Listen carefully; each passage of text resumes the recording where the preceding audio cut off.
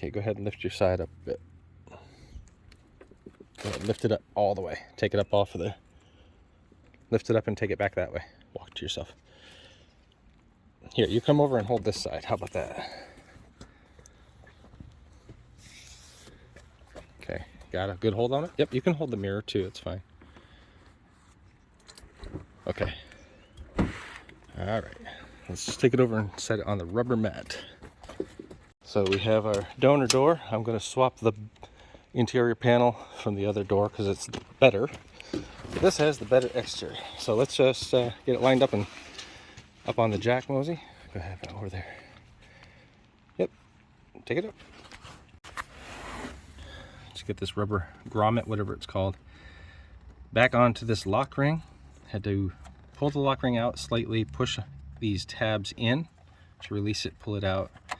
So now the whole thing can be pushed back in and click it into place. I don't know if I can do it one-handed, but I will give it a go.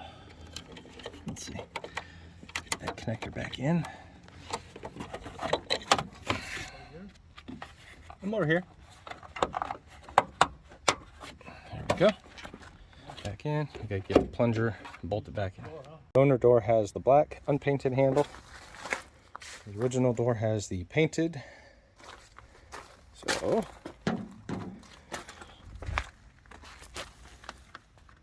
need to pull this plastic cover off if I can get in here without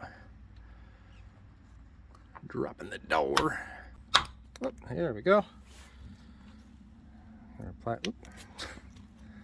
there's our plastic piece. Inside of there we have our Torx bit that holds this on, and then the handle will twist out of the way. It is, what is that, T27? That should be the one.